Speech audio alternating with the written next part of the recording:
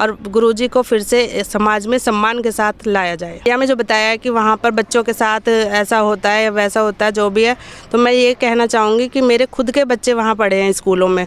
नमस्कार दोस्तों, मेरा नाम है Rajiv Singla, the fact I channel से। आज हम पहुंचे हैं ग्रेटर नोएडा, जहां डेरा सच्चा सौदा के श्रद्धालु इकट्ठे होकर नाम चर्चा कर रहे हैं। उनसे जानना चाहते हैं क्या विचार हैं उनके डेरा सच्चा सौदा के बारे में, जो भी मीडिया में दिखाया गया डेरा सच्चा सौदा के बारे में, उसके बारे में, गुरुजी के बारे में। नमस्कार मैडम, क्या नाम है आपका? नमस्कार, मेरा नाम संगीता इंसा है।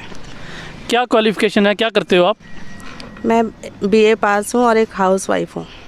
कितना समय हो गया आपको डेरा सच्चा सौदा से जुड़े हुए? मुझे कम से कम 20-22 साल हो गए हैं डेरा सच्चा सौदा आते हुए।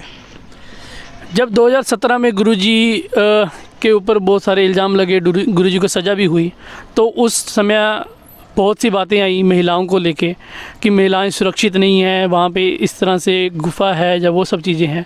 आपका क्या विचार है महिलाओं को सुरक्षा को लेके डेरा? जितना भी मैंने वहाँ जाते हुए देखा है, तो महिला की सुरक्षा का तो मैं ये कहूँगी कि वहाँ से ज़्यादा सुरक्षित आज महिला कहीं भी नहीं है, क्योंकि वहाँ पर महिलाओं के साथ इतना आदर सम्मान किया जाता है।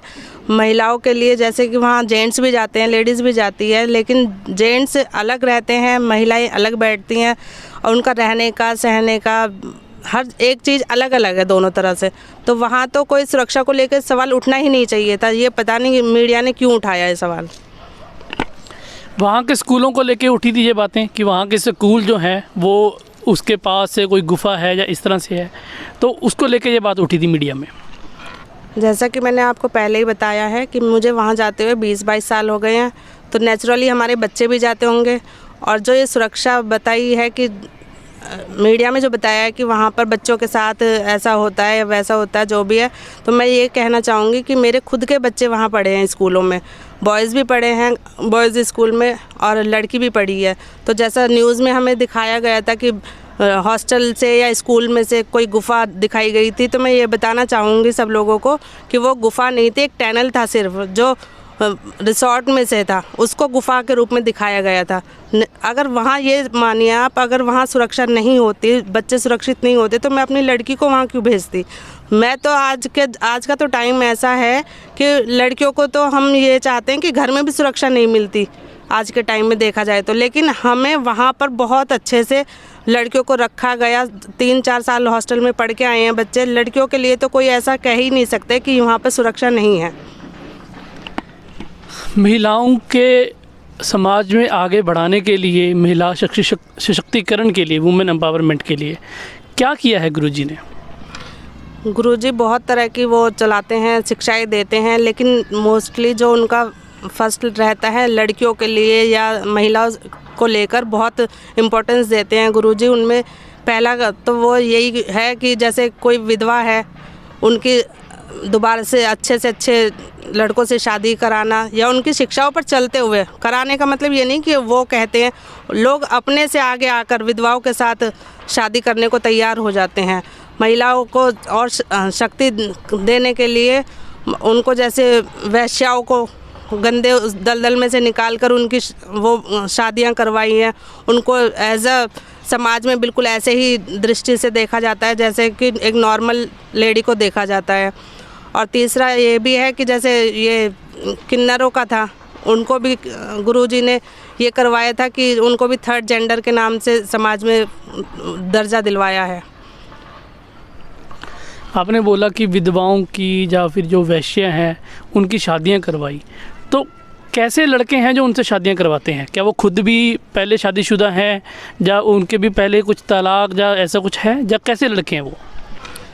जो विधवाओं के साथ शादी करते हैं वो लड़के एज अ मतलब बहुत अच्छे से अपने में सक्षम होते हुए पढ़े लिखे परिवारों से, ना कि ऐसे ही कि कोई मजबूरी में शादी कर रहा है या ऐसा कुछ नहीं है। अच्छे से जो एजुकेटेड बॉयज़ होते हैं वो आगे से अपने आप को आगे नंबर बनाने के लिए भी कह लो, या फिर उनका अपना मन होता है कि हम समाज में एक सुधार करें, तो विधवाओं के साथ शादी करके वो खुद से आगे आते हैं।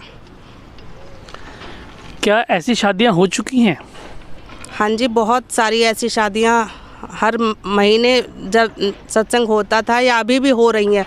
गुरुजी के ना होने पर भी बहुत ऐसी शादियां अभी भी हो रही हैं। समाज को डेरा सच्चा सौदा के गुरुजी आज समाज में नहीं है, समाज को क्या ज़रूरत है गुरुजी की आज? समाज को टाइम टाइम पर संतों की बहुत ज़रूरत रही है।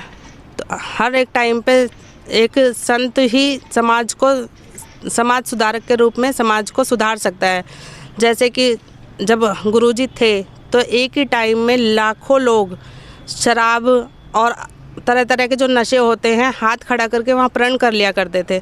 जब ये सोचिए आप 1 मिनट में लाखों लोग शराब से नशों से मुक्ति पा सकते थे, तो आज कितने लोग, आज 5 साल होने को जा रहे हैं तो कितने लोग शराब से और अन्य नशों से मुक्ति पा सकते थे। तो मैं तो यही कहूँगी सरकार से, अगर हमारे गुरुजी समाज में आ जाएं दोबारा से तो बहुत सारे सुधार हो सकते हैं समाज में, जैसे कि नशों से मुक्ति।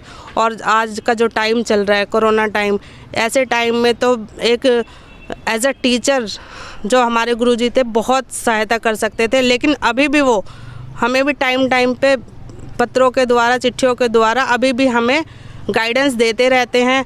जैसे कि ये मास्क के लिए बोला है कि खुद भी मास्क लगाओ, औरों को भी लगवाओ, और वैक्सीन के लिए बोला है कि सबको प्रेरित करो, लगवाओ ले जाके। तो अगर इस टाइम पर वो होते तो बहुत अच्छा रिज़ल्ट आता। सरकार से आप क्या अपील करना चाहोगे?